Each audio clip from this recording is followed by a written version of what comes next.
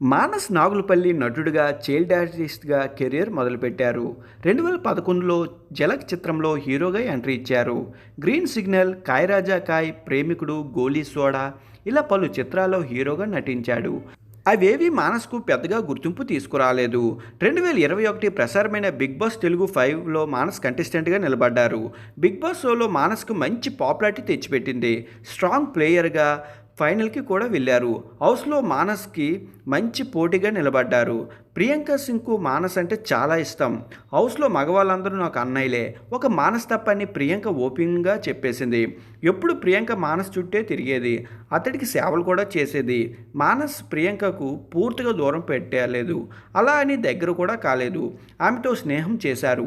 Big boss షోతో వచ్చిన frame Karthika దీపం సీరియల్లో ఆఫర్ తెచ్చి పెట్టింది. అయితే కార్తీక దీపం సీరియల్లో కార్తీక్ లేకుండా, దీపా లేకుండా చేసిన ప్రయోగం అయితే ఫలించలేదు. ప్రస్తుతం మానస్ బ్రహ్మముడి సీరియల్లో హీరోగా నటిస్తున్నారు. ఇది సూపర్ హిట్ అనే చెప్పాలి. అత్యధిక టీఆర్పీ రేటింగ్ రాబడుతుంది.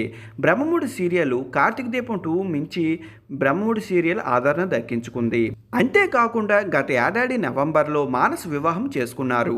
ఆయన భార్య పేరు శ్రీజ.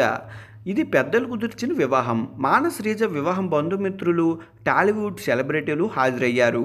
పెళ్ళైన ఏడాదికి గడవక ముందే గుడ్ న్యూస్ చెప్పారు మానస్. తన భార్య గర్భం దాల్చిన విషయం సోషల్ మీడియా ద్వారా వెల్లడించారు. త్వరలోనే బేబీ నాగులపల్లి వస్తుందని కామెంట్ కూడా చేశారు. మానస్ తండ్రి అయ్యాడన్న విషయం తెలిసిన అభిమానులు, స్నేహితులు, సన్నిహితులు శుభాకాంక్షలు తెలియజేస్తున్నారు.